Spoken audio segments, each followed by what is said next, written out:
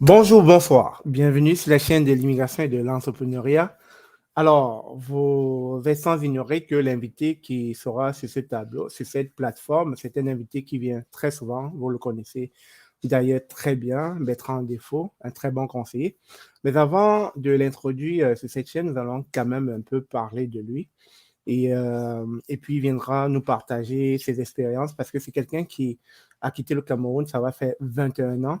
Et il nous donnera un peu ses différents conseils parce qu'il a été en Suisse, il est au Canada présentement. Il nous donnera un peu ses conseils sur comment s'est passée son immigration, son intégration, etc. Vous allez en apprendre davantage sur son parcours. Mais avant de l'introduire, je vais quand même faire sa biographie ici afin que vous le connaissiez. Bertrand Defoe, c'est un Master Leadership Coach certifié, conférencier international, consultant en éducation, critique littéraire et chroniqueur radio pour les questions d'éducation et d'immigration. Bertrand cumule 20 années d'expérience en éducation en Suisse et au Canada. En avril 2016, Bertrand a créé le cabinet de consultation en éducation et d'une action Consulting Inc., qui d'ailleurs se trouve à Toronto. Ça offre des sessions de coaching sur des problématiques variées, carrière, formation, éducation, immigration, des conférences, des formations en ligne et en présentiel au Canada et à l'international. L'expertise de Bertrand l'a amené à collaborer avec l'OCDE dans le cadre du programme international pour le suivi des acquis des élèves avec l'OQRE en tant que membre du comité de contenu de sensibilité du TPCL. Alors, il viendra nous donner ces thèmes techniques, OCDE, TPCL, etc. Avec la revue pour parler profession de l'Ordre des enseignants et des enseignantes de l'Ontario et avec la cité collégiale en tant qu'expert de contenu et enseignant de relations publiques. Comme parent, Bertrand a été membre des conseils d'école de ses enfants pendant 10 ans, dont 2 ans comme président et membre du conseil d'administration de parents partenaires en éducation, PPE. En 2021, PPE lui a décerné le titre de parent engagé influent et lui a remis un certificat de reconnaissance pour sa contribution au projet sur l'accueil et l'intégration des familles immigrantes dans les écoles de langue française de l'Ontario.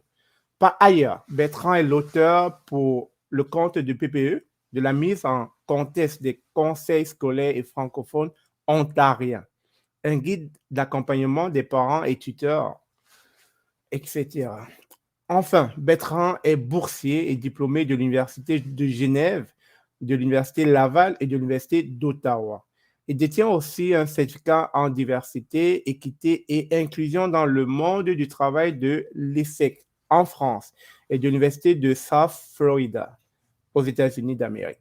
Il est membre de la Chambre de commerce du Canada, de la Certified Coach Federation de l'Ordre des enseignants et des enseignants de l'Ontario. En grosso modo, voilà là la biographie de Bertrand Defoe. Sans plus tarder, nous allons l'introduire sur cette chaîne, mais avant de l'introduire, notre coup de page publicitaire.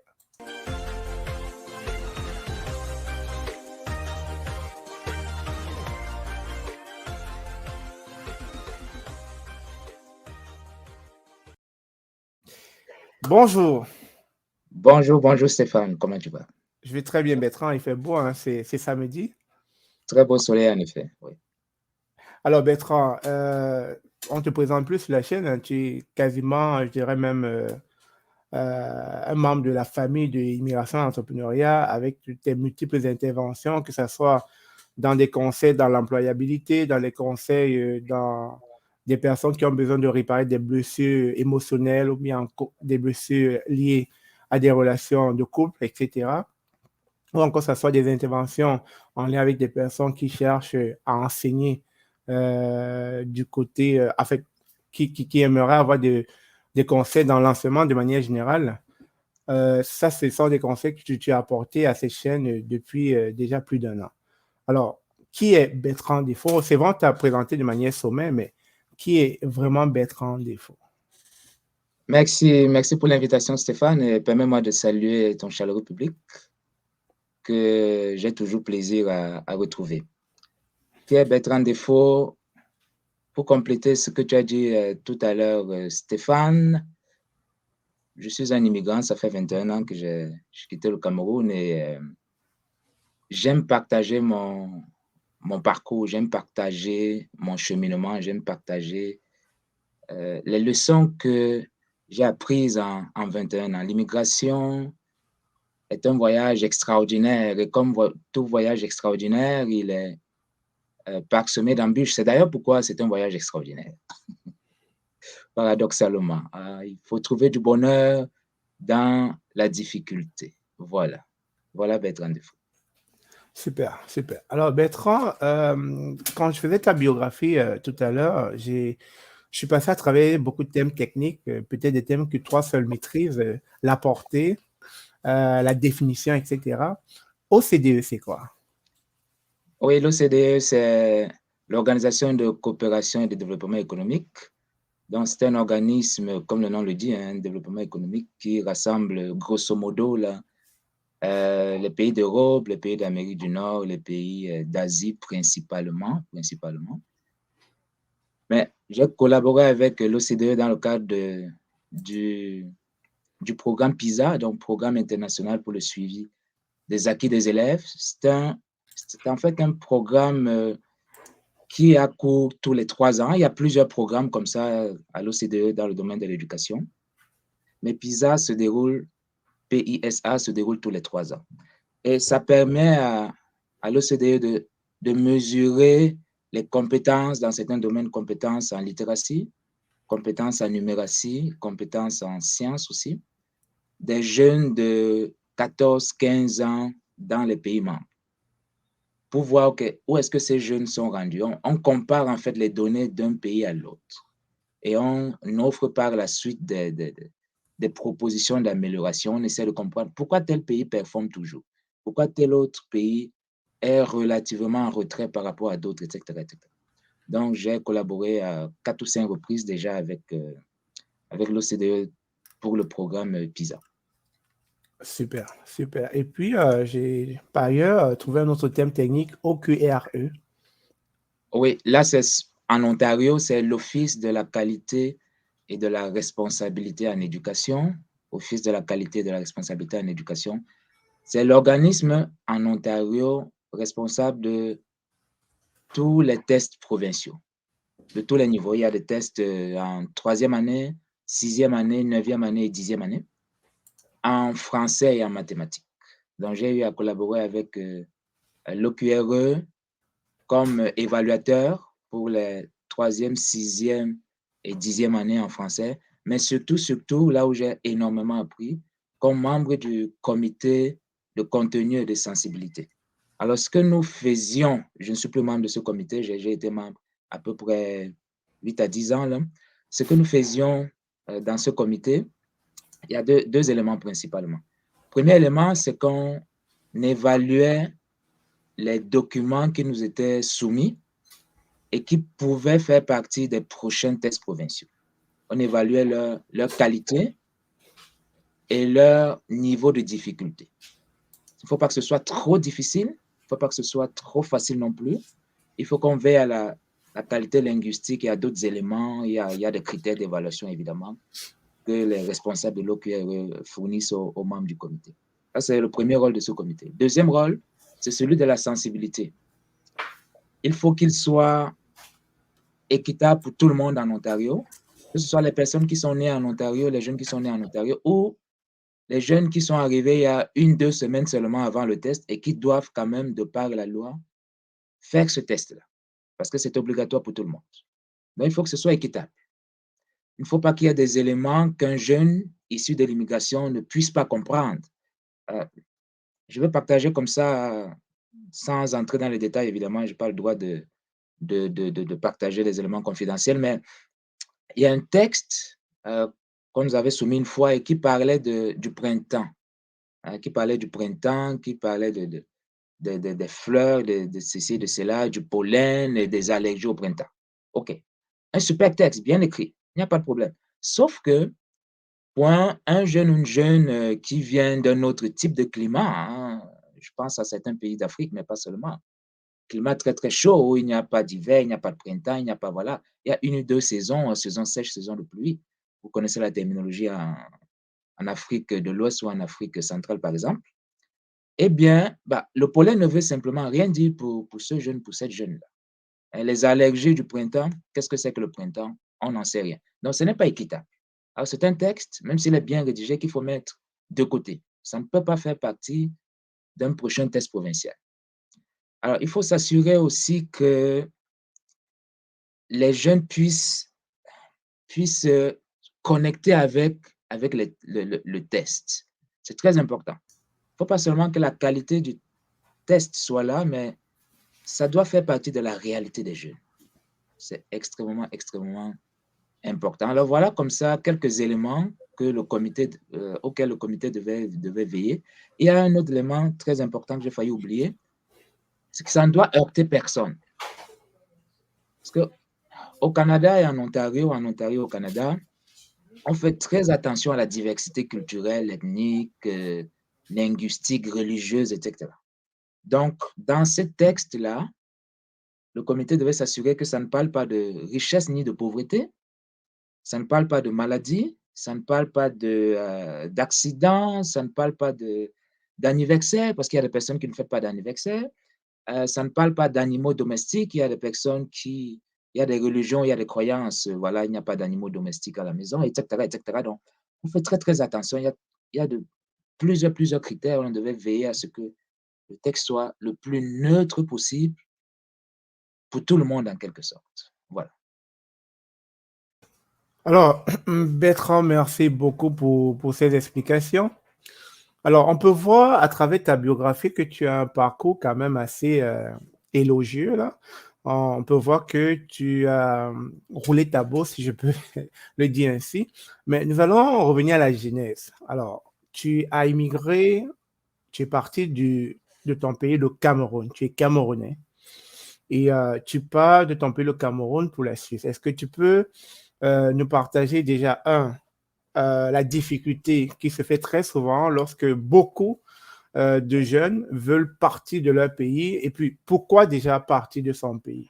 Pourquoi tu as décidé du jour au lendemain de quitter le Cameroun? Quels ont été des éléments, je dirais, les facteurs qui t'ont poussé à aller à l'étranger? Merci Stéphane. Alors, pourquoi je voulais quitter, j'ai voulu à un moment donné quitter le Cameroun? Eh bien, c'était pour continuer mes études, c'était pour aller un peu plus loin là dans mes objectifs personnels et professionnels. Est-ce que ça a été difficile? Oui et non. D'abord, il faut dire que Stéphane, j'ai eu le bonheur, le privilège de naître dans une famille où on croit beaucoup aux études, hein. Je dois dire merci à mes parents, parents comme géniteurs, mais aussi parents au sens large, au sens africain, les oncles, les tantes, qui ont toujours été là pour moi, pour nous, hein, et qui m'ont, je vais parler peut-être seulement de moi ici, qui m'ont beaucoup, beaucoup, beaucoup encouragé, beaucoup soutenu dans mes études. Je dois dire merci également à mes profs, je vais nommer personne, mais à mes profs à tous les niveaux, l'élémentaire, le secondaire, hein, et puis évidemment l'université. J'ai eu le privilège d'avoir d'excellents profs et plusieurs parmi eux ont été plus que des profs, hein, ont été vraiment des mentors pour moi puisque j'ai passé beaucoup de temps, surtout à l'université, beaucoup de temps avec certains de mes profs. Il y a un en particulier, le prof Maxime, je ne vais pas donner son nom de famille ici, euh, qui pour moi reste encore un mentor très, très, très important, je pense, à nos conversations. Alors lui, le prof Max, le grand prof, comme on l'appelle entre nous, cette promotion-là, nous partageait ses expériences d'immigrant. Il a été en Angleterre, il a été au Canada, à l'Université Laval notamment, où j'ai étudié moi aussi. Il nous partageait ses expériences, ses accomplissements, mais aussi ses défis. Alors tout ça m'a donné envie de quitter le Cameroun. Est-ce que ça a été difficile de partir? Bah, disons que comme je suis quelqu'un d'extrêmement curieux, je cherche énormément, je lis énormément, je fais l'effort de toujours bien m'entourer hein, dans mes choix d'amis, de contacts. J'ai eu comme ça un ami, euh, je ne voudrais pas nommer ici, il nous a quittés malheureusement, voilà, hélas, il y a quelques années déjà, mais qui a quitté le Cameroun, qui a quitté le Cameroun avant moi. Okay? Et je dois dire que c'est grâce à lui que j'ai su que l'Université de Genève offrait des bourses d'études. Alors, par son intermédiaire, j'ai soumis ma candidature et il savait que voilà, j'avais un bon dossier, de bonnes études, une note des notes tout à fait respectables. Et j'ai été non seulement admis, mais cerise sur le gâteau, on m'a offert également une bourse d'études. Alors ça a fortement allégé comme ça le fardeau financier de ma famille parce que étudier en Suisse, quand on n'a pas de bourse, ça coûte extrêmement cher. À l'époque, c'était autour de 8 millions de francs CFA, pas moins à l'époque. Aujourd'hui, probablement un peu plus, j'imagine. Donc, et voilà, je quitte donc le Cameroun en compagnie d'un autre très, très grand ami que je ne veux pas nommer ici, qui est à Montréal. Et puis voilà comment l'aventure commence. Alors, Bertrand, je comprends bien cette narration-là et je vois, d'après ce que tu dis, tu as été influencé par tes enseignants qui, eux, avaient déjà côtoyé l'étranger. Ça t'a poussé à la curiosité, à aller un peu voir ce qui se passait de l'autre côté. Et aussi, étant donné que tu étais un brave élève, tu as une bourse, etc. Mais Bertrand, quand tu pars, est-ce que tu as pour projet de revenir un jour au Cameroun? Est-ce que dans cette immigration, je dirais pour études, tu as déjà en tête que tu vas revenir au Cameroun? Pour te répondre, pour commencer à te répondre, Stéphane, je vais citer Charles Baudelaire que j'aime bien. J'ai étudié pas mal comme ça la littérature française. Charles Baudelaire, poète français 19e siècle, disait que le but ultime du voyage, c'est le retour. Je crois que quand on part, évidemment, ça va probablement dépendre aussi des circonstances. Hein. Je ne peux pas croire que les circonstances de départ sont pareilles pour tout le monde et que la situation de tout le monde est pareille. Non, non. Je sais il y a de grosses différences. Mais en général, quand on part, on se dit qu'un jour, on ne sait peut-être pas quand, on se dit qu'un jour, on va revenir, sous une forme ou sous une autre. Donc, quand je quitte le Cameroun, je quitte avec l'intention de revenir plus tard. Je ne sais pas quand, je ne me donne pas d'objectif. Hein. Je ne me dis pas, voilà, il faut que dans 5 ans, absolument, je rentre au Cameroun. Non, non, non. Je me dis, non, je vais à un moment donné rentrer. Mais avant de rentrer, je crois que le plus important, Stéphane, c'est ce que beaucoup de personnes de la diaspora, d'origine camerounaise ou non, font. C'est apporter leur contribution au développement de leur pays d'origine. Je dois énormément au Cameroun. Quand je quittais le pays, ce pays, j'étais fait déjà quasiment. Évidemment, j'ai beaucoup appris en Suisse et au Canada, aucun doute là-dessus, mais les fondations, les murs étaient montés, si tu me permets la métaphore. Donc, je dois énormément au Cameroun et j'essaye comme ça d'apporter ma contribution, même à distance, hein, non seulement à certains proches, mais surtout à des jeunes, je partage mon expérience. D'ailleurs, pas seulement à des jeunes du Cameroun, mais à des jeunes de plusieurs pays d'Afrique. Parce que j'ai comme ça des collaborations et des interventions au Congo, Congo-Brazzaville, RDC, Côte d'Ivoire, Mali, etc. Super, super. Alors, Bertrand, comme ça, ton projet d'immigration est amorcé, tu ne penses pas, bon, tu le dis que tu vas rentrer un jour. On sait déjà que tu as 21 ans d'immigration, on va en parler, etc. Le point, c'était de savoir si vraiment, dans ton immigration, tu avais déjà anticipé sur le retour probable. Parce qu'il y a des gens qui t'écoutent, peut-être qu'ils ne vont pas être d'accord avec toi, qui vont être d'accord avec toi, mais c'est bon de partager ton expérience pour que les gens puissent s'en inspirer. Alors, là, tu décides d'aller en Suisse poursuivre tes études. Au-delà de tes études, pourquoi tu finis par quitter la Suisse? Parce que après tes études en Suisse, tu aurais pu rentrer au Cameroun. Tu décides quand même, comment je vais dire ça, d'entreprendre une autre immigration, aller au Canada. Alors, déjà, ton intégration en Suisse s'est-elle mal passée? Pourquoi tu décides de quitter la Suisse? Partage-nous ton expérience de la Suisse. Très belle expérience, Stéphane. Très, très, très. Mon séjour en Suisse fait partie de mes plus belles années. En Suisse, je découvre, je vis, hein, évidemment, je connaissais à travers mes lectures, à travers partage d'expérience de certains de mes profs, comme j'ai dit il y a un certain nombre de minutes. Mais je vis, je découvre pas seulement par personne interposée, je vis la culture ou une partie de la culture suisse, parce que la Suisse est un pays très diversifié, linguistiquement, culturellement, mais du côté de Genève, dans le canton de Genève, la partie francophone, je découvre, je vis cette culture-là et à travers elle, là où une partie des cultures occidentales, pour généraliser un petit peu.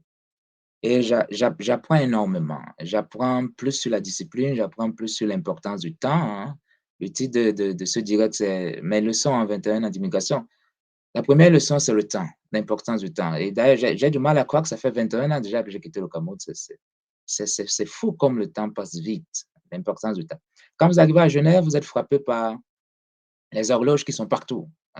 De l'aéroport à Cointrin, l'aéroport de Cointrin, l'aéroport international de Genève, à la gare, la grande gare, grand carrefour de Genève, la gare de Cornavin, partout, partout, dans les différentes facultés, il y a des horloges partout, partout, partout, dans les grands carrefours. Donc, l'importance du temps, si important, la bonne gestion du temps. Ça, c'est une des grandes, grandes, grandes leçons que j'ai apprises. Je crois que c'est probablement la première leçon que j'ai apprise. Donc, très bon séjour, la diversité culturelle, la Suisse, Genève est un pays, une ville internationale, comme nous savons tous. On rencontre tout le monde, absolument tout le monde. Et j'apprends à découvrir l'Afrique. C'est assez étrange, hein. Je découvre l'Afrique en Suisse. Pourquoi? Parce que j'avais des amis, d'ailleurs, avec plusieurs, on est toujours en contact, hein, du Sénégal, du Maroc, de Côte d'Ivoire, du Congo. Je découvre le Fumbois, je découvre la Tchéquie, je découvre plein d'affaires. Évidemment, les Européens aussi, les personnes d'Irlande, d'Espagne, etc., etc. Donc, c'est le grand carrefour. Pour moi, c'est la grande découverte du monde, en quelque sorte. Et c'est magnifique. Maintenant, pourquoi avoir quitté la Suisse pour le Canada? Eh bien, quand je terminais mon DEA, ce qu'on appelait à l'époque DEA, diplôme d'études approfondies, mon choix n'a pas été de retourner au Cameroun, mais plutôt d'amorcer l'immigration vers le Canada parce que le Canada me permettait d'aller un cran au-dessus de mes objectifs. Ensuite, c'était les études au Canada. Oui, même si au Canada, j'ai étudié, même pas mal, même je dirais. C'était davantage, le Canada, c'était davantage me réaliser d'un point de vue professionnel et commencer à mettre sur pied les fondations de la famille que je voulais créer en quelque sorte. Et le Canada offrait et offre toujours, hein, pour moi et pour d'autres personnes qui veulent venir ici, cette grande, grande, grande, grande opportunité-là. Et donc, quand des amis guinéens m'ont parlé de l'immigration au Canada, qui étaient plus anciens que moi à Genève et qui avaient quasiment terminé leur processus, là, leur dossier pour l'immigration, j'ai dit, waouh, quelle belle opportunité. J'ai pas hésité, je n'ai pas hésité à me lancer également. Et je dois te dire, Stéphane, que je ne regrette pas d'avoir quitté la Suisse. J'ai de très bons contacts, toujours de très bons amis en Suisse et à l'occasion, je retourne en Suisse pour des raisons tant personnelles que professionnelles. C'est un pays absolument magnifique qu'il faut visiter quand on en a l'opportunité. Alors Bertrand, merci, merci. Je suis tout oui, je t'écoute et je retiens, je prends des notes en même temps parce que ton expérience, je veux aussi en bénéficier. Tu as dit quelque chose tantôt qui a attiré mon attention, découvrir l'Afrique en Suisse. Tu as découvert l'Afrique en Suisse. Alors là, je ne sais pas comment poser la question. Est-ce que ce n'est pas une faute pour les Africains de quitter leur pays pour découvrir l'Afrique à l'étranger? C'est une contradiction, mais la vie, Stéphane, est pleine de contradictions. La vie est pleine de contradictions. Malheureusement, en Afrique, nous ne voyageons pas beaucoup, que ce soit à l'intérieur de nos pays respectifs ou d'un pays, encore moins d'un pays à l'autre. Malheureusement, nous ne voyageons pas beaucoup, malheureusement. Voilà, je crois que s'il y a quelque chose que nous devons améliorer, là, c'est de voyager C'est plus, ça, de c'est découvrir bien. davantage nos pays et de découvrir davantage les pays africains qui sont absolument, absolument, absolument magnifiques. J'ai eu l'opportunité de voyager au Congo, par exemple, Congo-Brazzaville, et on m'y attend encore dans les prochaines Prochain mois, semaines, tout à si tout se fait. passe bien. Ouais. Voilà, en Côte Et d'Ivoire, au Bénin, c'est planifié déjà pour 2023. Un Et pays absolument, absolument, absolument magnifique. Il y a tant à découvrir, il y a tant tout à à fait, faire dans, tout dans, à fait, dans, dans nos pays tout à d'origine. fait. Absolument. On va retenir de ton expérience qu'il faut déjà connaître, je dirais, nos frontières avant d'aller découvrir cela à l'étranger. Alors, tu as dit quelque chose aussi, c'est à travers un Guinéen que tu as su que l'immigration canadienne existait. Comme quoi, il y a cette solidarité qui est née de l'autre côté de l'Atlantique. C'est comme quoi, une fois à l'étranger, c'est en côtoyant d'autres frères africains que tu as pu avoir l'idée même de l'immigration canadienne, sinon tu ne serais pas ici aujourd'hui au Canada avec nous. C'est bien ça, oui. Une très belle C'est solidarité à Genève entre étudiants d'origine africaine. Très, très, très belle solidarité. Absolument. super. Alors, comme ça, une fois que tu as l'information pour l'immigration canadienne, euh, tu prends le temps justement de regarder les différentes procédures, tu vois que ça s'applique à toi. Est-ce que tu n'as pas eu un blocage durant cette immigration? Est-ce que ça a coulé comme l'eau de roche? Est-ce qu'il y a eu beaucoup de contraintes partant de Suisse, etc.? Non, pour moi, ça coulait comme l'eau de roche, hein. À l'époque, ça se faisait très, très, très, très bien. Et je crois que j'avais l'avantage aussi d'être en Suisse, il faut bien le dire. Nous savons aujourd'hui que d'ailleurs le ministre de l'Immigration au niveau fédéral a reconnu là, qu'il y a aujourd'hui des améliorations apportées dans les procédures d'immigration, dans la façon dont les dossiers d'immigration sont gérés par voilà, les agents, etc., de l'immigration canadienne. Il y a des parties du monde, hélas, qui sont victimes, en quelque sorte, on va le dire, de discrimination. Mais bon, j'avais l'avantage d'être en Suisse, ça s'est passé très bien. En 7-8 mois, c'était bouclé, là, mon dossier, j'avais mon visa pour le Canada. Super, Ça s'est passé en super. 2 étapes. J'ai choisi le Québec en tant que francophone. Ça se faisait très bien, très facilement. J'ai OK. été invité pour une entrevue à Paris, à la délégation générale du Québec en France, Et là, à tu as Paris. voyagé de Suisse pour Paris. J'ai voyagé, voilà, ça OK. se fait très bien. C'est à peu près 1h05, 1h10 de vol, hein. Ça se fait super bien. Et puis voilà, l'entrevue s'est bien passée. Quelques semaines après, on me demandait d'envoyer mon passeport pour le visa. OK. Je ne vais pas entrer dans le Canada maintenant, là. Je vais encore rester dans la Suisse avant ton départ. Est-ce qu'en Suisse, tu as pu remarquer qu'il y avait de la discrimination raciale? Est-ce que tu as pu remarquer qu'il y avait un certain racisme systémique qui sévissait? Parce qu'il faut quand même l'avouer, tu es en Suisse, tu es venu pour les études, tu es quand même dans un pays qui n'est pas le tien et tu es comme une identité remarquable. Est-ce que là-bas, si tu t'es bien, comme tu l'as dit, tu t'es bien senti, mais je vais quand même pousser le vice. Je vais me faire l'avocat du diable. Est-ce que tu as quand même pu remarquer qu'il y avait un peu comme une sorte de manque de sympathie concernant l'individu que tu étais? Manque de sympathie, non. Est-ce qu'il y a de la discrimination? Est-ce qu'il y avait, je ne veux pas parler au présent, est-ce que j'ai constaté des formes de discrimination en Suisse à cette époque-là? Certainement, oui. Mais Stéphane, je crois que je l'ai dit déjà une ou deux fois sur cette chaîne, j'ai un point de vue sur la discrimination, sur le racisme qui pourrait déconcerter certaines personnes. Le racisme, la discrimination, c'est partout. Et d'ailleurs, je fais souvent le parallèle, on peut me le reprocher, mais je fais souvent le parallèle, Stéphane, entre le racisme et ce qu'on appelle dans nos pays en Afrique le tribalisme. Tribalisme, Nous ouais. savons que c'est partout, ça. C'est d'ailleurs l'une des raisons pour lesquelles certains pays, c'est simplement mon opinion, certains pays africains ne sont pas plus avancés qu'ils ne le sont aujourd'hui à cause du tribalisme. Nous le savons bien. Et Tout à ça fait. m'amuse, permets-moi de le dire, ça m'amuse. Bah, ça me désole, ça m'amuse en même temps de voir que certains Africains, et il y en a que je connais personnellement, certains Africains se plaignent de racisme ici,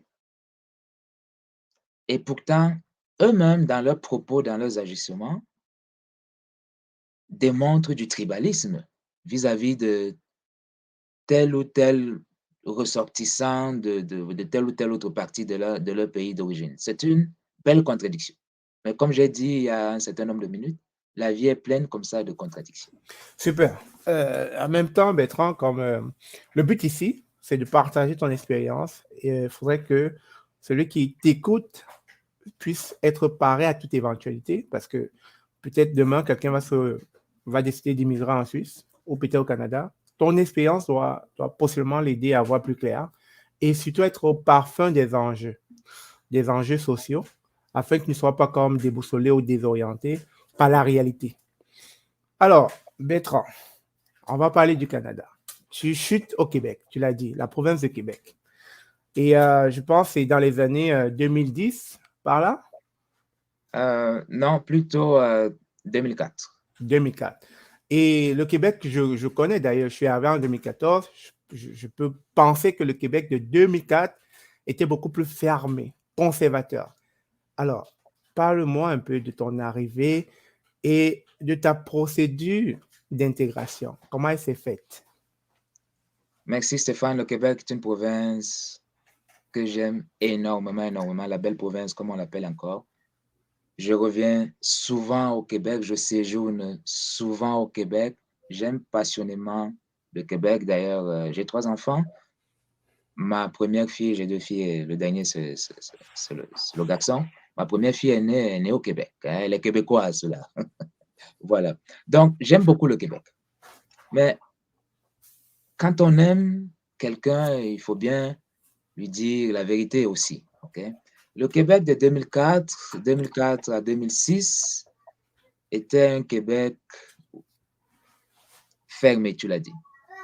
Quand je suis retourné au Québec des années plus tard, d'ailleurs, je suis retourné au Québec en 2007, 2008, j'étais au Québec, je suis revenu en Ontario, je suis, oui, je suis revenu en Ontario.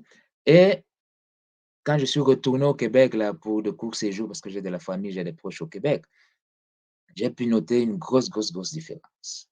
Beaucoup plus d'ouverture, beaucoup plus de personnes ici de l'immigration qui sont intégrées, qui se sentent bien, qui sont valorisées, acceptées et qui contribuent là, de manière vraiment significative au développement de cette très, très, très, très belle province. Alors, le Québec de 2004 à 2006, durant mes 2 premières années, était un Québec à la fois magnifique. J'ai étudié à l'Université Laval, j'ai passé 2 belles années là-bas. Je me suis fait plusieurs amis, à la fois parmi les immigrants et parmi les Québécois de beaucoup plus longtemps. C'était un Québec où on te mettait beaucoup de personnes te mettaient à distance, hein. Là, je ne parle pas de l'université. L'université était magnifique. J'ai eu des profs extraordinaires, tellement disponibles, qui pouvaient prendre un rendez-vous avec toi le samedi matin, parce que tu n'as pas eu le temps en semaine, là, parce qu'on étudie, mais on travaille aussi. C'est juste la réalité comme ça en Amérique du Nord ou en Occident en général. Et puis quand tu dis à la prof, je n'ai que du temps samedi matin, je ne peux pas venir à vos heures de disponibilité parce que chaque prof a des heures de rencontre pour rencontrer ses étudiants, répondre aux questions, etc. La prof dit, c'est pas un problème, donne-moi ton numéro, Bertrand. Est-ce que tu es disponible samedi matin? Je t'appelle. Et la prof t'appelle. Et vous discutez, elle répond à tes questions, etc., etc. C'est juste extraordinaire. Oui, Stéphane? Ton micro. Je disais choses impensables dans nos pays, hein, en Afrique. Impensable, impensable, impensable. À la fin Que du semestre, qu'un Stéphane, professeur t'appelle et dise oui, qu'il un veut te samedi, il rencontrer. t'appelle. Elle, bon, c'était une dame dans ce cas-ci. Tout à Et en fait. fin de session, là, en fin de semestre, Stéphane, les profs, on va au pub, là, espèce de bar-restaurant de Ouais, l'université, tout voilà, à on fait. l'appelle le pub de Ouais. l'Université Laval, avec les profs, étudiants et profs. Et puis voilà, on passe 1h30, 2h, 3h, on discute, on échange. La vie, les expériences, qu'est-ce que vous voulez faire plus tard, votre parcours, monsieur, votre parcours, madame, en toute convivialité, une belle proximité, tout en restant professeur et étudiant, étudiant, parce que c'est très important. Et on ne brouille pas les frontières. On, on est humain sans que qu'il y ait voilà, chacun reste à sa place, là, comme prof et comme étudiant, étudiant. Mais ça se fait très, très bien. Là. Une belle vie sociale à l'Université Laval. Mais lorsqu'on sort de l'université, lorsqu'on sort du milieu universitaire, c'est là qu'on fait face, dans mon cas en tout cas, là, mes 2 années à Québec, c'est là qu'on fait face au racisme. Quand tu cherches un emploi, ce n'est pas évident. Hors campus, là, ce n'est pas facile. parfois tu es accepté, parfois tu n'es pas accepté. Et quand tu es accepté, la réaction des collègues, la réaction des clients, ainsi de suite, ainsi de suite. Mais aujourd'hui, 18 ans plus tard, j'ai de la famille au Québec, comme je l'ai dit.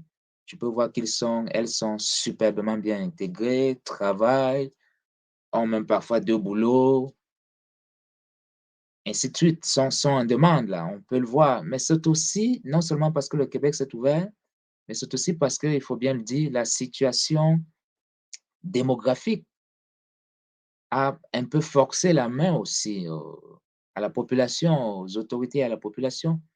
Nous savons que la population du Québec, comme celle du Canada, est vieillissante et que voilà, les immigrants sont beaucoup plus jeunes, ont de plus en plus de compétences et il y a cette pénurie qui a commencé il y a quelques années et qui est devenue extrêmement accrue maintenant, qui fait que même si on ne voulait pas recruter les immigrants, aujourd'hui, on n'a pas le choix du tout, du tout, du tout, si on veut avancer. Donc, voilà la nouvelle réalité au Québec et au Canada.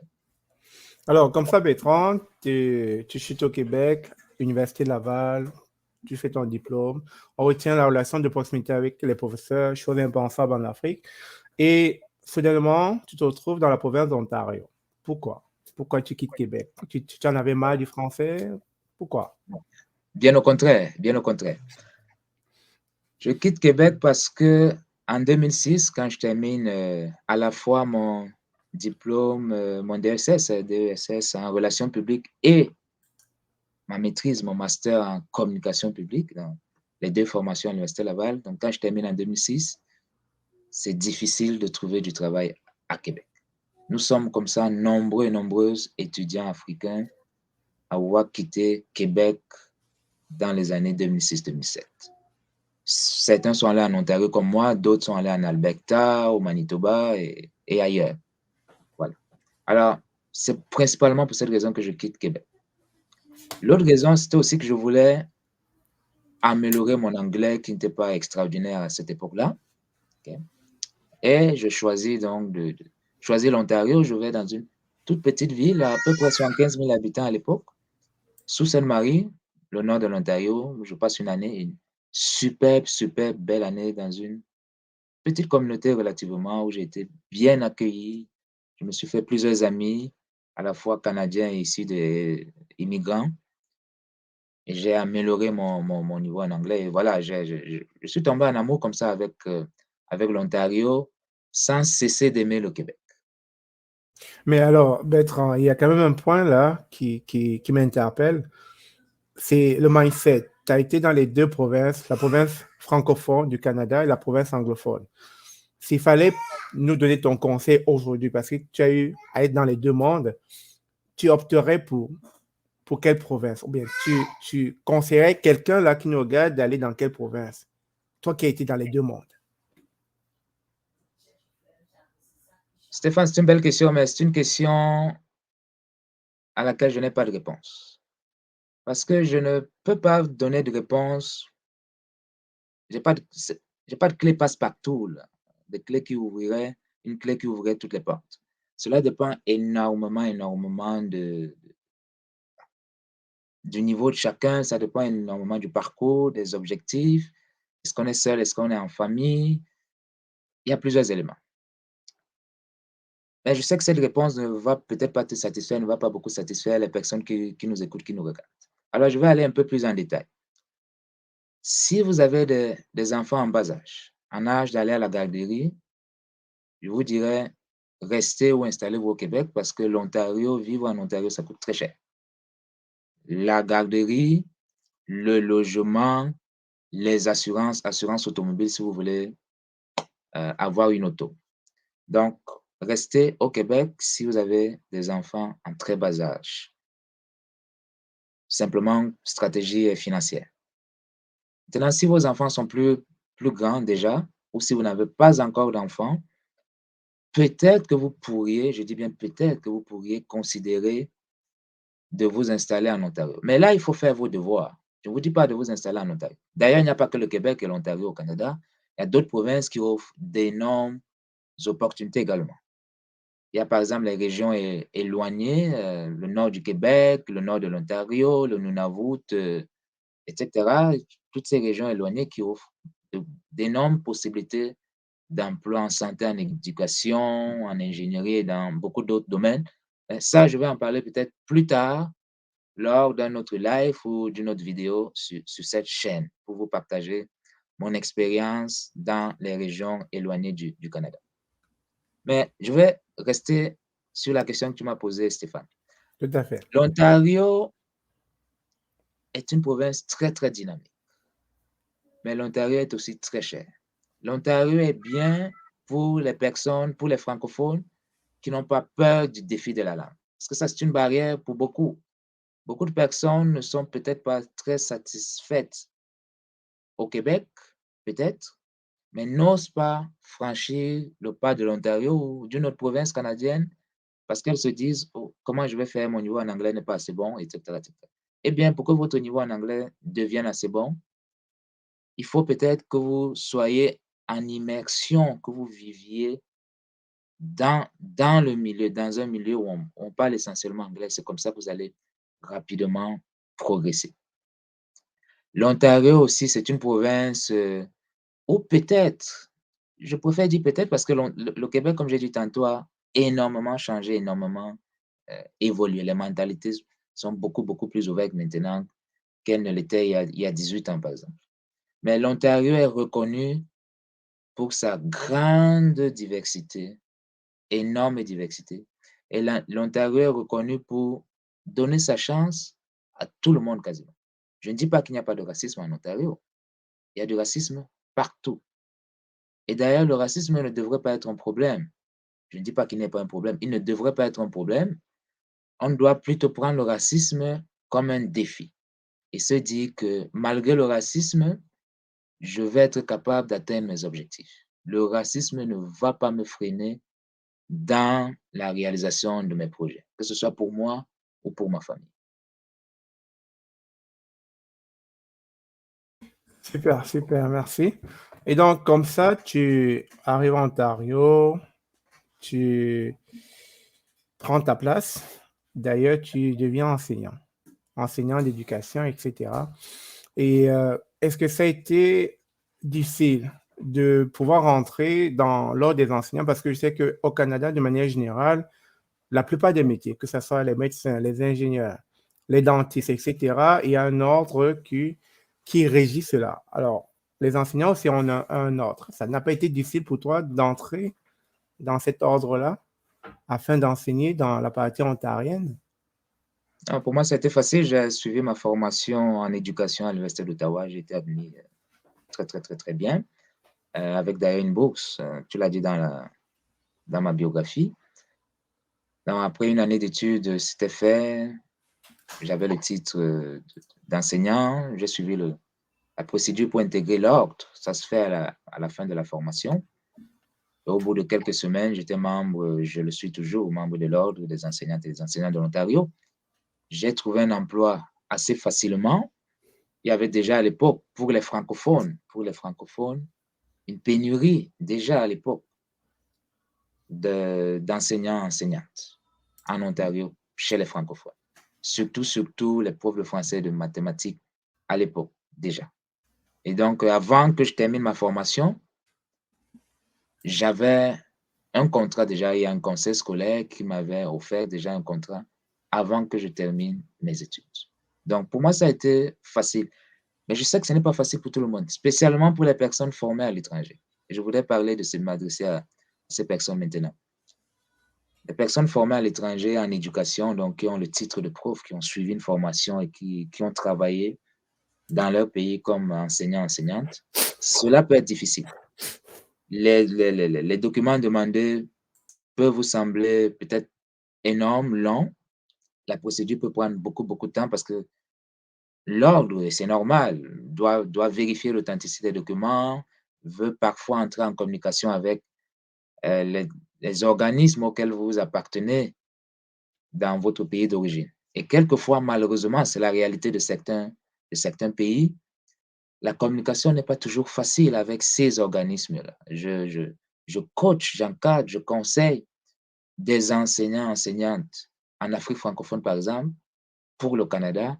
Et l'une des difficultés, c'est l'obtention des documents, la signature des documents et l'envoi de ces documents par leur ministère de l'Éducation ou par leur université. C'est un obstacle, malheureusement, dans certains pays.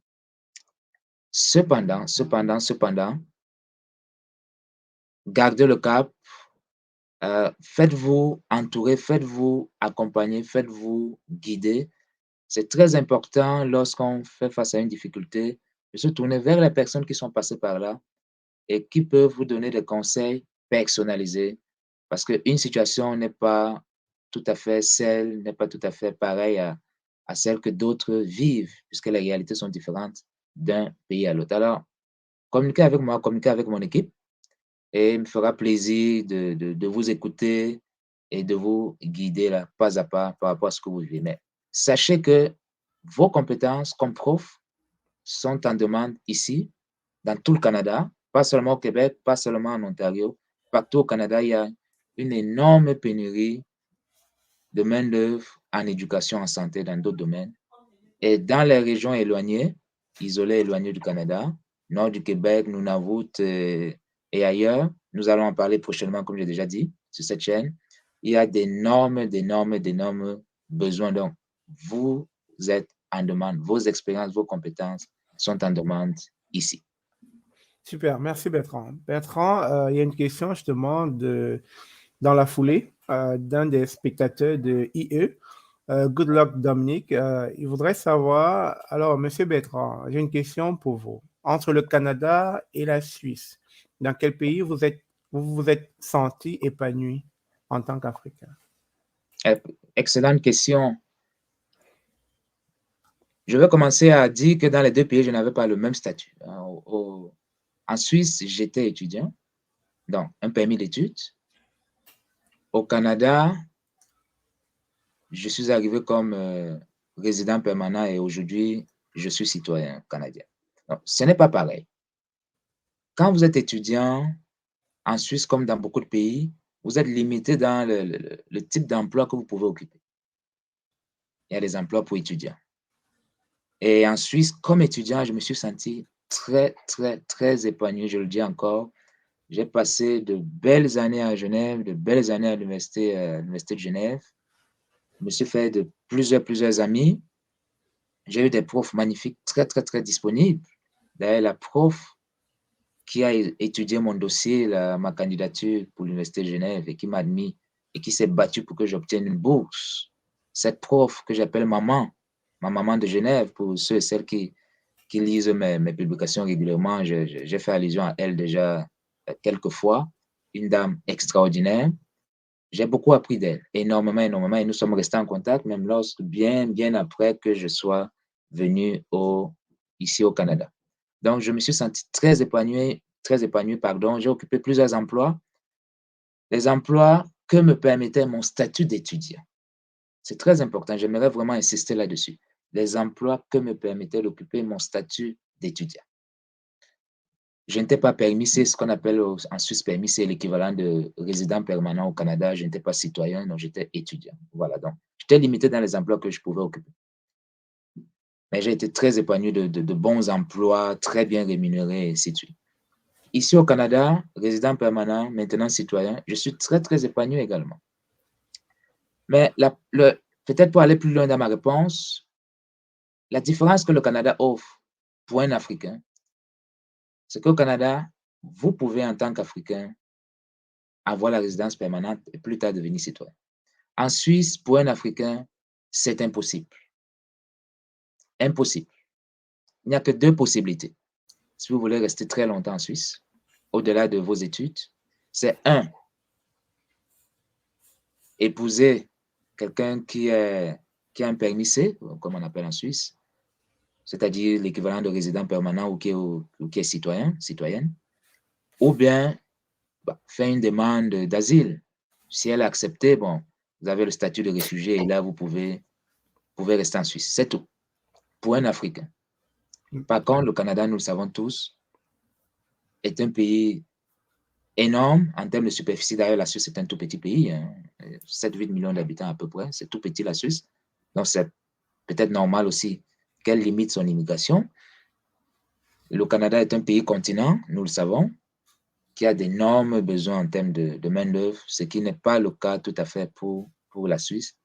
Et voilà pourquoi il y a tous ces programmes d'immigration vers le Canada. Donc, je ne blâme aucun pays, je comprends simplement la réalité historique et économique de chacun. Bertrand, c'est pertinent parce que je crois que la question de Goodluck Dominique est des plus pertinentes parce que peut-être ce que tu viens de dire va lui permettre de faire un choix aussitôt, un choix rapide. Parce que si tu le dis si bien, moi je ne savais pas, en Suisse, si on veut rester longtemps, éternellement, possiblement, il va falloir soit se marier à un Suisse ou à une Suisse, ou alors demander à être réfugié. Alors qu'au Canada, comme tu l'as dit, tu peux, après un certain temps, devenir résident permanent et après un certain temps, octroyer la citoyenneté après 3 ans sur le territoire. Déjà, on voit que le processus de devenir citoyen est différent dans les deux pays. Parce que si, Pour oui, les Africains, pour pour les les Africains. Africains, La on Suisse le a des mentionne. accords avec voilà, les pays Voilà. européens, etc. Et c'est très différent. Parce qu'ici au Canada, même si tu épousais une Canadienne ou un Canadien, ça ne te permet pas de devenir citoyen suisse ou bien résident canadien. Il va falloir faire encore une autre procédure qui s'appelle le parrainage. Mais c'est bien de savoir parce que quelqu'un qui écoute ça peut vite faire son choix par la suite. Alors, donc, comme ça, Bertrand, tu es en Ontario, tu es enseignant, tu es dans l'ordre, et subitement, te vient la fibre entrepreneuriale parce que tu as une entreprise, Éduc-Nation. Pourquoi l'as-tu créée? C'est parti de quoi? Pourtant, en tant qu'enseignant, ici, on gagne bien sa vie. Pourquoi tu as eu cette envie de créer ton entreprise? Excellente question, une fois de plus, mon cher Stéphane. Nous savons que dans la vie, il faut aller au-delà de son salaire. Je considère que travailler juste pour son salaire, c'est passer à côté de beaucoup de choses. L'entrepreneuriat permet de se développer davantage. J'ai énormément appris dans l'entrepreneuriat. Je rencontre du monde de partout. J'ai des amis et des amis professionnels, des amitiés professionnelles dans une trentaine de pays aujourd'hui, pas moins. Et je peux m'impliquer en présentiel et à distance, là, un peu partout maintenant sur la planète. Donc, pour moi, c'est énorme. Voilà pourquoi j'ai choisi l'entrepreneuriat. Pour apporter plus à ma communauté, pour apporter plus à l'Ontario, pour apporter plus au Québec, parce que je m'implique au Québec beaucoup, beaucoup, beaucoup. Je suis davantage présent d'ailleurs au Québec que je ne l'étais il y a quelques années encore, y compris dans les régions éloignées du Québec. Je m'implique dans le milieu communautaire. J'interviens à titre de bénévole dans différentes organisations. Je donne des conférences, je donne des formations, je fais de l'accompagnement au Canada et partout. Et c'est ça, pour moi, la grande puissance de l'entrepreneuriat. Un emploi, même s'il est bien rémunéré, ne peut vous satisfaire, c'est simplement mon opinion, ça a été mon expérience en tout cas, ne peut vous satisfaire qu'à la hauteur de cet emploi-là. Il est limité, un emploi. Par contre, l'entrepreneuriat est illimité. Les possibilités sont infinies en termes de contacts, en termes de rencontres, en termes de développement, en termes d'impact, l'impact que vous pourrez avoir dans la vie des autres. Ça, c'est extrêmement, extrêmement important. Et je crois que chaque personne, même si je comprends que les réalités soient différentes, chaque personne devrait viser à avoir le plus d'impact possible. On ne doit pas se limiter au salaire, aux revenus pour payer les factures. On doit se dire, OK, quelle différence je peux faire dans ma communauté, dans mon pays où je vis, mon pays ici et mon pays là-bas, pour les personnes ici de l'immigration, et quel impact je peux avoir simplement à travers le monde. Et voilà pourquoi j'ai mis sur pied en avril 2016 Éduc-Nation Consulting. Super, super, super. Parlant même d'Éduc-Nation Consulting, je tiens quand même à le partager auprès de nos abonnés pour qu'ils voient de quoi il s'agit. Je ne sais pas si l'écran est partagé. Est-ce qu'on voit déjà? OK. Ouais, je le partage. Super. Alors, vous pouvez voir là, on est justement sur le site Education Consulting, je dirais le bébé de Bertrand Defoe qui a pris sa place au Canada, qui a gravi tous les échelons de la société canadienne et qui derrière justement ce gros bébé offre de multiples services, hein, comme il a dit d'ailleurs. Alors, avant de continuer, on va faire une petite pause, des témoignages justement des personnes qui l'accompagnaient, des personnes qui ont sollicité ses services et des personnes qui ont tenu justement à lui rendre, si vous voulez, un certain témoignage. Je vais passer 2 témoignages et puis on va revenir à Bertrand Defoe. It was almost the date to take that airplane and travel to Bahamas. Meanwhile, there was a pandemic spreading, coming around each corner of each country, like these waves of water. A difficult moment, difficult time to take a decision. And then I stopped. I said, what should I do? A tough decision to take. Should I go or should I stay? Hello, today I'm going to talk about Bertrand Defoe. Bertrand Defoe is a consultant in Education Consulting Inc. and he's an advisor. He can help you with your planning and if you have any projects in short or long term. He can help you with your social, economic, or psychological issues that you can have. And he is the most compassionate person that I know, and he has been there for me all step along. And at this moment, as if you're looking at the back right now, at this point of life, you have coronavirus going on, and he's the person who actually gave me courage and to achieve my my objectives and my plan in my life. So he can do that for you too. But sometimes we need someone who can listen to us, who can understand us, who can follow up with us. And that's the most qualification that I like about Bertrand Defoe.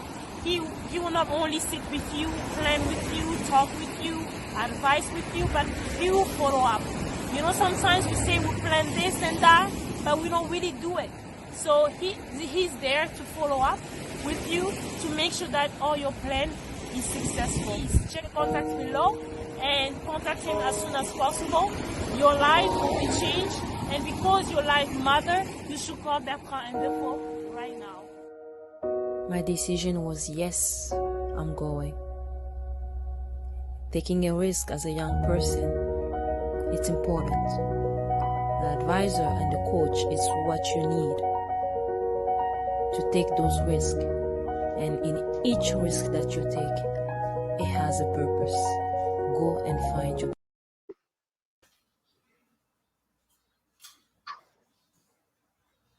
Alors, je vais passer une deuxième vidéo et puis on va revenir à Bertrand.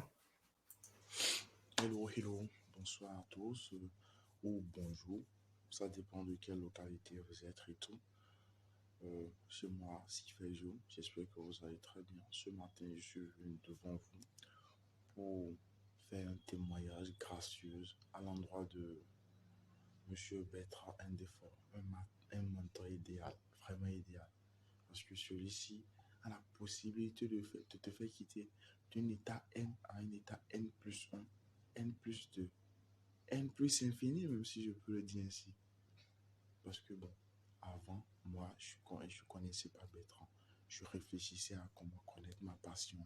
Parce que moi, je suis quelqu'un, je connais pas ma passion et j'aime toucher à tout. J'aime faire beaucoup de choses. Donc, j'avais pas l'esprit d'équipe. C'est ma décision qui passe. Je n'aimais pas la concurrence et tout. Bref, il y a beaucoup de choses que je détestais. Et grâce à Bertrand Defoe, il m'a appris tout d'abord à connaître ma passion. Après ça, comment identifier un bon projet pour pouvoir m'asseoir dessus. Et il m'a aussi appris l'esprit d'équipe parce que il m'a appris quelque chose d'important. Et à travers ces questionnements, j'ai pu deviner que seul on va loin, on va vite, mais ensemble, on va plus loin. Donc, il m'a montré l'importance de l'esprit d'équipe dans la vie d'une personne. Bref, Bertrand m'a montré beaucoup de choses. Et avec lui, il m'a partagé plusieurs expériences de vie, plusieurs astuces. À travers des vidéos explicatives, il m'a montré beaucoup de choses que je pourrais implémenter dans ma vie afin que plusieurs choses puissent changer. Je recommande vivement et fortement. Pourquoi? Parce que c'est un homme, il a l'esprit d'écoute. Il t'écoute et à travers ce que tu dis, il te pose des questions afin que toi-même tu puisses trouver des réponses. Et ces réponses pourront te guider et toute ta vie, tout au long de ta vie. Donc je conseille vivement Bertrand parce que je trouve qu'il est l'idéal quand même qui puisse t'aider. Et je pense que vous allez prendre un mentorat pour savoir de quoi je suis en train de parler. Merci. Alors, super. Désolé encore si la qualité d'écoute n'était pas bonne. Pour nos auditeurs là qui se plaignent, on peut voir que vous êtes nombreux. Alors, tout simplement, ce sont des témoignages de plusieurs personnes que Bertrand, qui est ici présent, a eu à former. Alors, Bertrand va quand même revenir. Il nous dit un peu, déjà, on est sur son site, ses accompagnements, ce qu'il fait au quotidien à travers Éducation. Bertrand. Merci Stéphane. J'ai eu beaucoup d'émotions en écoutant ces deux témoignages, hein, deux parmi des centaines. La jeune Kisha qui a été mon étudiante et qui est membre de mon équipe. Stéphane, c'est incroyable de voir comment on peut apporter, combien on peut faire la différence dans la vie des personnes avec qui on travaille. La jeune Kisha, j'ai vu toute jeune là, étudiante, qui a gradué, qui a continué, qui est resté en contact avec moi, que j'ai guidé dans pas mal de domaines professionnels et même personnels, qui aujourd'hui est mariée et qui m'a fait le privilège de m'inviter à son mariage il y a quelques mois, me présenter à son mari, etc., et à sa famille. C'est beaucoup d'émotions. Et puis le jeune Hafiz, qui vit au Bénin, qui est resté en contact avec moi, avec qui j'ai eu le bonheur de travailler. Il y a d'autres du Mali, de Côte d'Ivoire, du Sénégal, de RDC, Congo-Brazzaville et ailleurs sur le continent africain, en France, en Suisse, au Canada, bien sûr, et dans d'autres pays. Voilà, écoute, c'est beaucoup de satisfaction, c'est beaucoup d'émotion de voir la contribution qu'on peut avoir. Comme je disais tout à l'heure, la vie ne doit pas se limiter à l'argent, ne doit pas se limiter au salaire, à l'emploi. C'est quel impact on fait dans la vie des autres, quelle transformation, quelle contribution on apporte à la société. C'est extrêmement important. Éducation, Stéphane, nous travaillons avec le milieu éducatif, les écoles à tous les niveaux. Nous travaillons avec, dont nous offrons des formations pour le personnel et ainsi de suite. Nous révisons, nous écrivons des programmes scolaires. Nous travaillons aussi avec des organismes liés au monde de l'éducation. Par exemple, on donne beaucoup d'ateliers pour les parents, énormément au Canada, notamment en Ontario et au Manitoba, avec plusieurs contacts au Québec aussi déjà. Nous travaillons aussi avec les individus, leur choix de formation, leur carrière, comment débloquer une carrière, comment commencer si on est un jeune étudiant, une jeune étudiante, comment aller plus loin dans ses objectifs professionnels. Nous travaillons avec les individus aussi pour le côté personnel, le côté familial.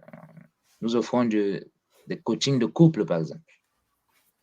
Il y a des couples qui viennent à nous pour déjà au début de la relation, mais parfois, après un certain temps, quand le couple rencontre des difficultés, eh bien, ces couples nous approchent et on travaille, on débloque les situations. On travaille avec les individus aussi pour leurs difficultés émotionnelles. On passe des moments difficiles, on a une perte, on a une certaine douleur, une certaine déception.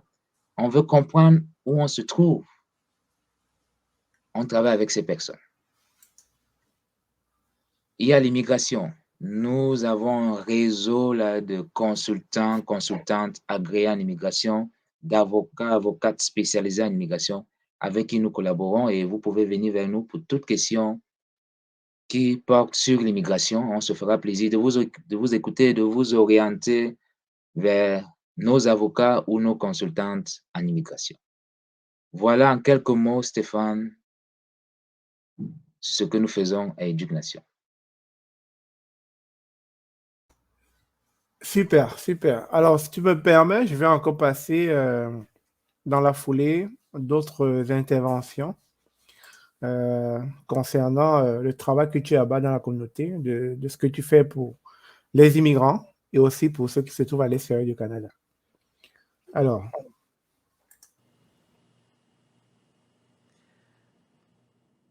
bonjour, mon nom est Marie-Thérèse, je suis enseignante de profession. Éducation Consulting Inc. a permis de transformer ma profession en une passion à travers la formation que je viens de compléter sur le devenir consultante ou consultant en 30 jours ou moins.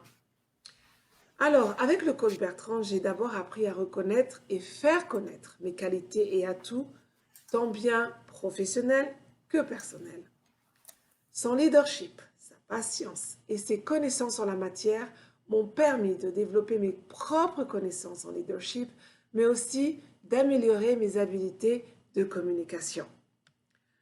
Dans cette formation, j'ai donc appris de nouvelles perspectives et de nouvelles idées en matière de consultation. Il s'agit donc d'un apprentissage concret et authentique qui contribue et qui va contribuer et qui va continuer à contribuer à ma croissance professionnelle dans mon domaine de l'éducation. Je recommanderais cette formation pour 3 raisons. Premièrement, on travaille avec un coach certifié et un consultant qui a fait ses preuves sur le plan national et international. Deuxièmement, Bertrand est patient et attentif aux besoins de ses élèves. Et troisièmement, on continue de bénéficier pendant et après la formation de ses rétroactions et de son réseau professionnel. Alors, inscrivez-vous maintenant. super, super. Une fois de plus, Bertrand, on va passer le deuxième témoignage. C'est le but. Bonjour, mon nom c'est Vanini. Je voudrais vous parler du programme Devenir consultant offert par Education Consulting. J'ai eu la chance de participer à ce programme et grâce à ce programme, j'ai pu développer des capacités en moi que je pensais même pas avoir. J'ai pu travailler vraiment sur moi et je sais aujourd'hui là où je veux aller. Je sais qu'est-ce que je veux faire, je sais quelles sont les ressources que je peux chercher pour faire ce que je veux. Et je sais déjà aujourd'hui que j'ai des capacités assez remarquables pour pouvoir accompagner d'autres personnes. C'est un programme exigeant, certes, mais qui vaut la peine d'être fait. Ça permet à tout un chacun d'être centré par rapport à ses objectifs, tant professionnels que personnels.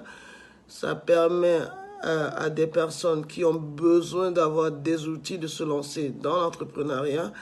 Et moi, ça m'a permis aujourd'hui de comprendre que je peux me lancer seul, que je peux avancer et je peux être capable des choses extraordinaires. Je ne peux que remercier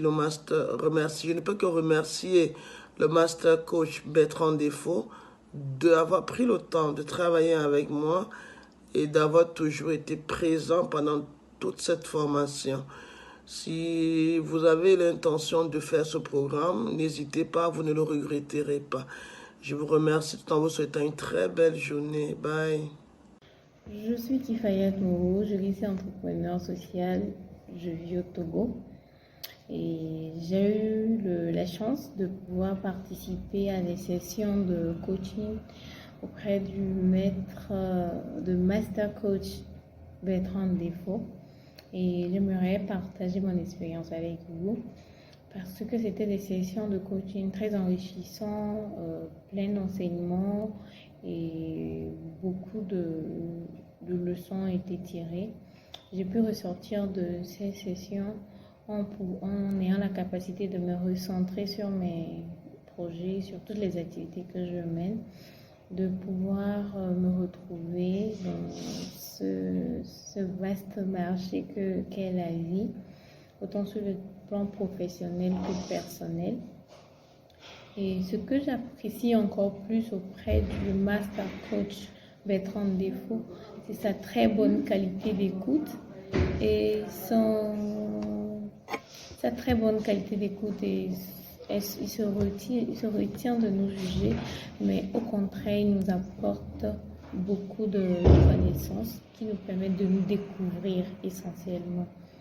Donc, je vous recommande vivement les services du Master Coach Bertrand Defoe. Et je parie que vous ne regretterez point, mais cela va vous donner un grand coup de boost sur vos projets et sur vous-même. Et les résultats ne seront que bien intéressants. Je vous remercie et on se dit rendez-vous au sommet. Et j'ai voulu faire cette vidéo parce que nous sommes arrivés au thème de notre coaching. Et aujourd'hui, je voulais faire cette vidéo vraiment pour te dire un gros merci pour tout ce que tu m'as apporté. Je t'ai rencontré vraiment lorsque je me demandais si j'allais m'en sortir, lorsque je me posais tellement de questions sur ma vie, surtout sur ma vie émotionnelle, et tu m'as pris par la main, tu m'as amené quelque part, et aujourd'hui je pense que je suis beaucoup plus stable que je vais dire je suis beaucoup plus stable que lorsque je t'ai rencontré. Je vais parler de la stabilité émotionnelle, et ça c'est une richesse que je comprends aujourd'hui. C'est une richesse, pourquoi? Parce que je me sens tellement bien, je me sens bien à affronter la vie. Et en plus de ce coaching émotionnel que tu m'as donné, je me suis rendu compte en fait que tu es un réel coach, que tu es d'un grand conseil dans la structuration et la vision en entreprise. Je veux te dire merci pour tout cet apport que tu m'as apporté. Je ne sais pas si on peut dire ça, pour mon entreprise, pour la vision de mon entreprise, pour la structuration de mon entreprise. Je veux vraiment, à travers cette vidéo, exhorter toutes les personnes qui hésitent encore, qui te connaissent, mais qui hésitent à vouloir prendre ton coaching, de ne pas hésiter du tout, parce que tu es vraiment tu es d'une sagesse incroyable, tu es d'un conseil incroyable, surtout pour les personnes qui veulent qui se laissent disponibles à recevoir ce que tu veux bien leur enseigner. Donc, n'hésitez surtout pas, parce que coach Bertrand est vraiment un coach très disponible, très à l'écoute, et surtout il est d'un très bon conseil. J'ai travaillé avec lui pendant 3-4 mois et je vous assure que ma vie a complètement changé. Je parlais du niveau émotionnel, et je parlais aussi au niveau de mon entreprise. Que je vais te dire merci énormément pour tout ce que tu as fait pour moi. Gros bisous, et je te souhaite de la réussite dans tout ce que tu entreprendras dès maintenant. Alors, chers abonnés, c'est sûr que on se met à défiler tous les témoignages, on n'en finirait pas, hein. On irait jusqu'à demain matin, parce qu'il y en a plein, il y en a beaucoup, ils sont nombreux. Ceux-là que le coach master coach certifié Bertrand Defoe a accompagné durant le lancement de Éducation, qui, je pense, aujourd'hui a quand même plus de 5 ans de vie, etc. Donc, déjà, vous avez le site même là de Bertrand Defoe. Si vous voulez voir quels sont les différents services qu'il offre, là, c'est là, vous avez les services, etc., etc. Et donc, je vais quand même lui poser des questions. Alors, Bertrand, lorsque tu accompagnes toutes ces personnes qui sont intervenues, quels sont les différents types de problèmes qui te reviennent de manière régulière, de manière récurrente? Oui, il y a un fil conducteur dans tous ces coachings. Je dirais que la première difficulté, Stéphane, c'est la confiance, le manque de confiance en soi. Ça revient très souvent. Le grand prof Maxime notre grand prof à l'Université Yaoundé 1,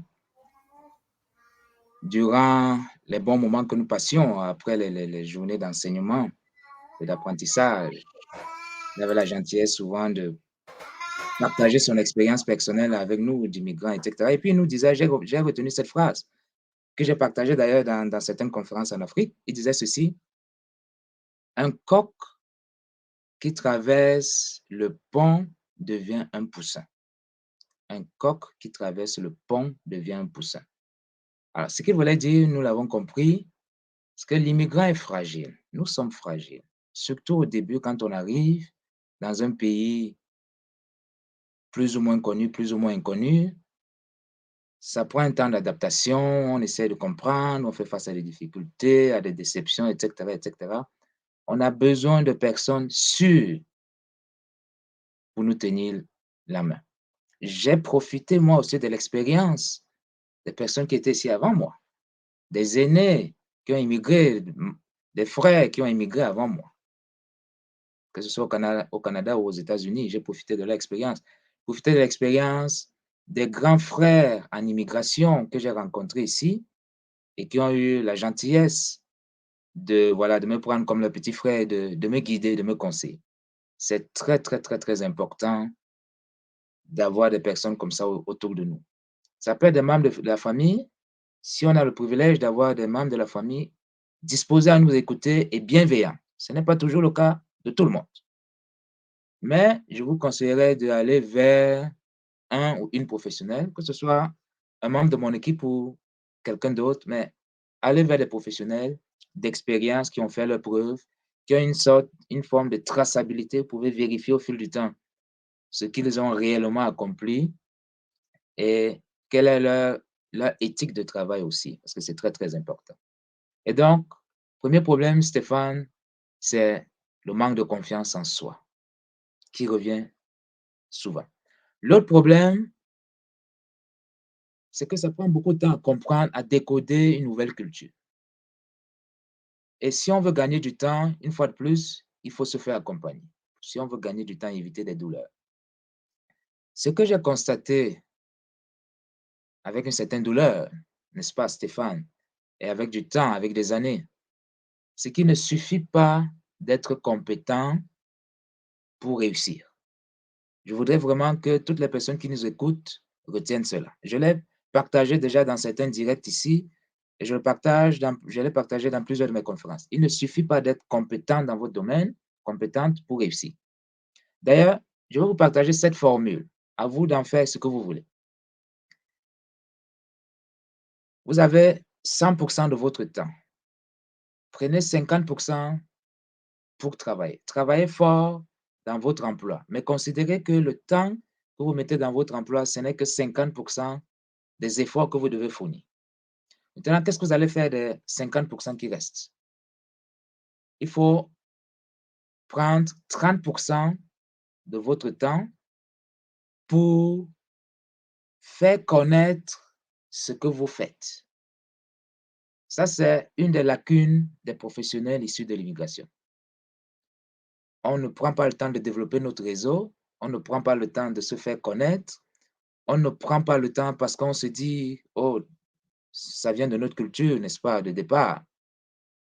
Si je montre que j'ai accompli ceci, on va croire que je me vante, on va dire que je suis arrogant, je suis un arriviste, etc. Si vous ne le faites pas vous-même pour vous, personne d'autre ne le fera pour vous.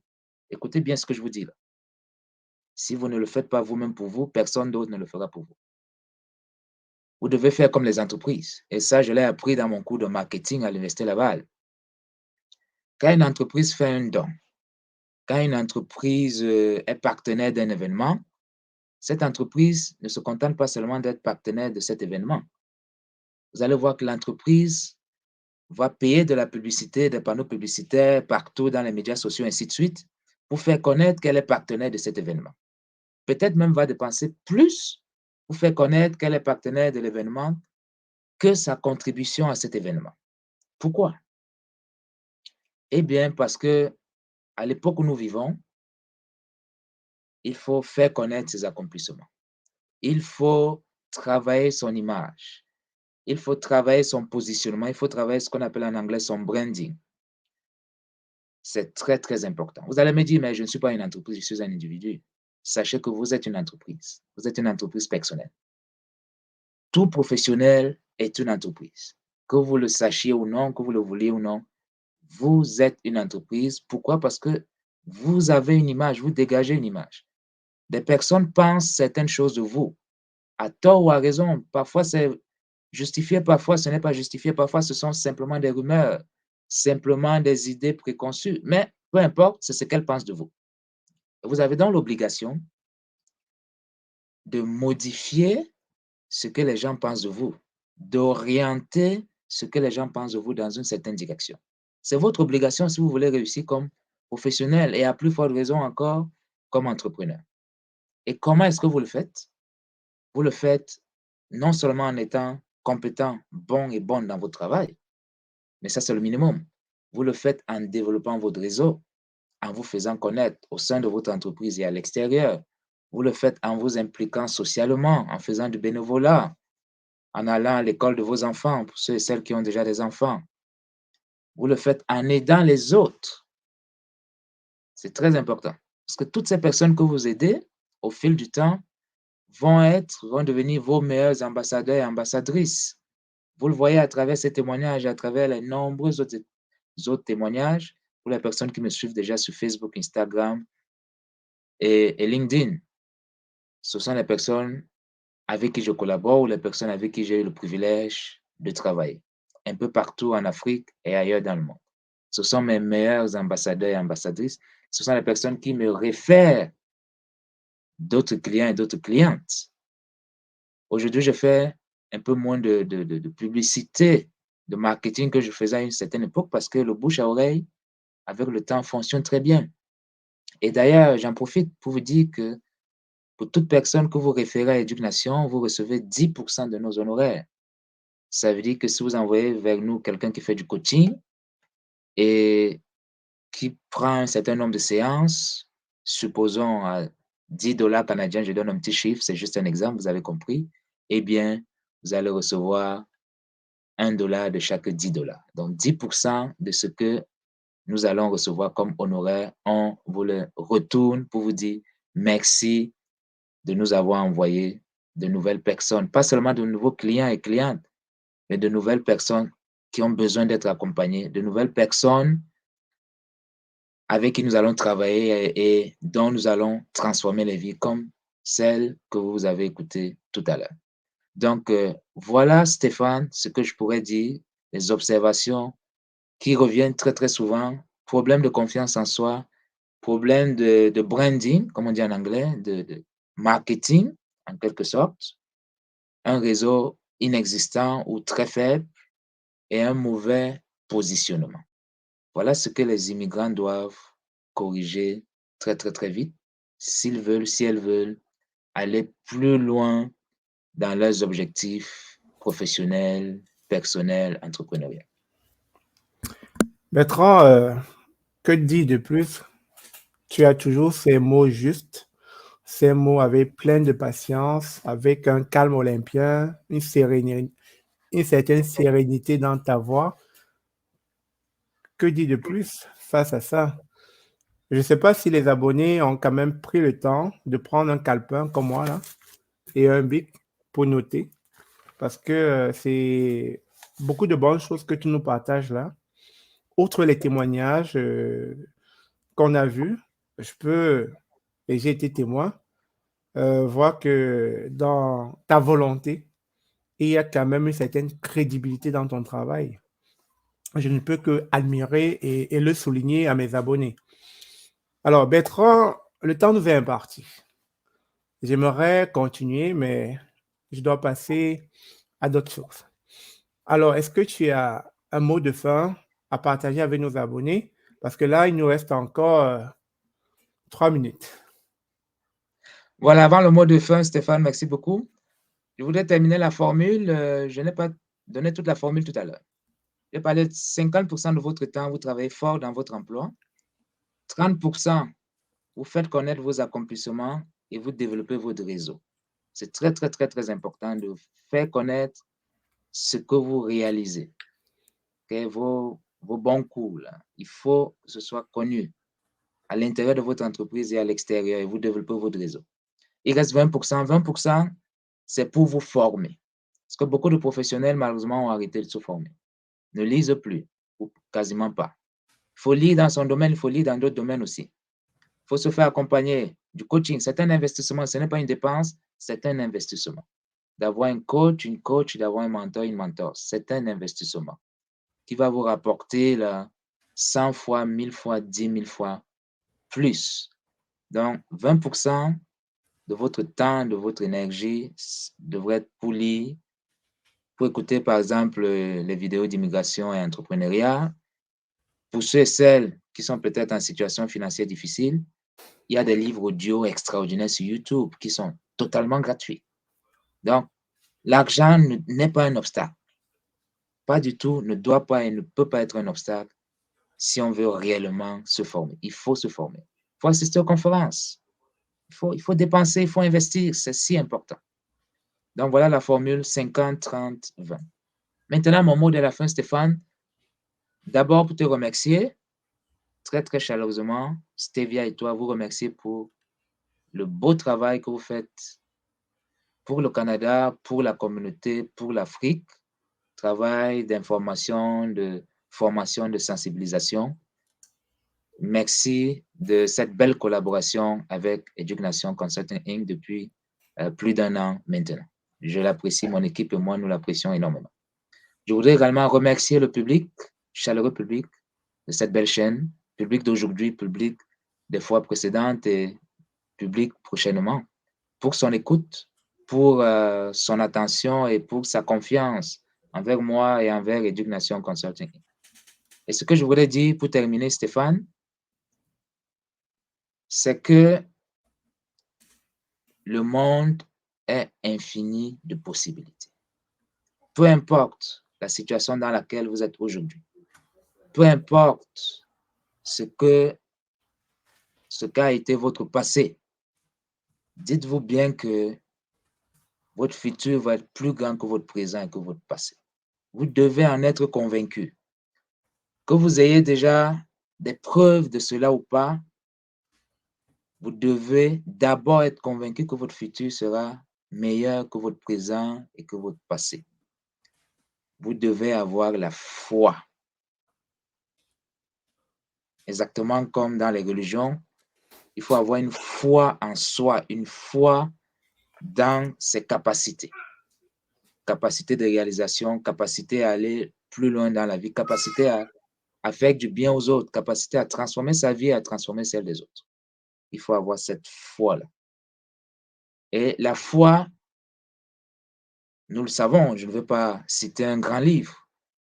La foi, c'est avoir confiance dans les choses qu'on ne voit pas encore, dans les choses qui n'existent pas encore. Vous devez avoir cette foi-là. Vous devez être convaincu que vous irez loin, très loin même, dans vos objectifs, dans vos réalisations. Peu importe ce que vous avez vécu et ce que vous vivez en ce moment. Une fois que vous êtes convaincu de cela, vous devez maintenant vous mettre en route. Vous devez travailler. Lire, vous former, vous faire accompagner, travailler fort chaque jour, garder une éthique, une morale. C'est très important parce que le manque d'éthique, le manque de morale, malheureusement, peuvent détruire tout ce qu'on a fait. Il faut être honnête envers vous, envers les autres. Ne pas vouloir aller trop vite, ne pas rechercher des gains faciles, parce qu'à vouloir avoir des gains faciles, eh bien, on s'auto-détruit, on détruit notre réputation, malheureusement. Il faut faire très, très, très attention à ça. Il faut bien vous entourer d'un point de vue familial, amical et professionnel. Être bien entouré, c'est si important. Et puis, laissez-vous inspirer par les personnes que vous rencontrez, par les personnes que vous appréciez, que vous les connaissiez ou non. Lisez des biographies, écoutez les personnes raconter, les plus anciens que vous, les plus expérimentés que vous, raconter leur parcours, leur trajectoire, leurs difficultés et leurs réussites. Et avec le temps, c'est garanti, vous allez accomplir tous vos rêves ou presque. Voilà tout le bonheur que je vous souhaite. Merci Bertrand. Nous allons retenir sur cette fin, le monde est infini de possibilités. Votre futur va être plus grand que votre présent et votre passé. Ça dépend de vous. Et vous savez, pour aller trouver ces possibilités, il va falloir aller chercher la connaissance. Et la connaissance passe par la lecture. La lecture, ça peut se faire sous différentes formes, les livres, Internet, et pourquoi pas. C'est à vous de prendre votre destin en main. Sur ce, Bertrand, merci encore une fois de plus d'avoir été présent, comme toujours. Assez pertinent, ton apparition sur cette chaîne. On va se dire à une prochaine fois, à notre prochain live et aux vidéos qu'on partage très souvent avec tes paroles de vieux sage. Merci Stéphane et à bientôt. Merci, au revoir. Alors, chers amis, on était en présence de Bertrand. Bertrand, que vous connaissez d'ailleurs, je ne cesserai de le dire, je le présente plus de cette chaîne, c'est un coach, un master coach certifié, et vous avez la preuve dans les différentes réalisations qu'il a fait en Suisse, au Canada.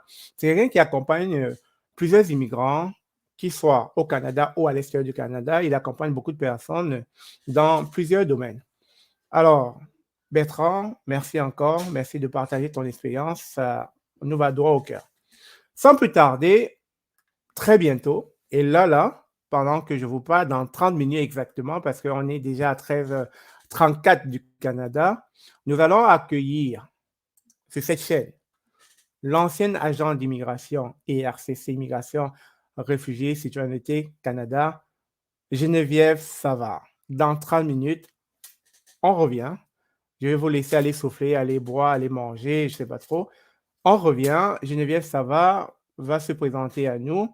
Elle aura 30 minutes. Alors là, les amis, il faut être prêts. Vous avez des questions, écrivez-les quelque part, il faut être prêt. Elle nous donne uniquement 30 minutes de direct. 30 minutes où elle va répondre à toutes vos questions et à des questions qu'on va possiblement juger pertinentes. Donc, venez avec des questions pertinentes parce que Geneviève Savard est prête. Est-ce que vous êtes prêts? Donc, sans plus tarder, les amis, on se dit, comme toujours, pas très bientôt, mais dans quelques minutes, avec notre consultante en immigration, Geneviève Savard. C'est ce, à tout à l'heure.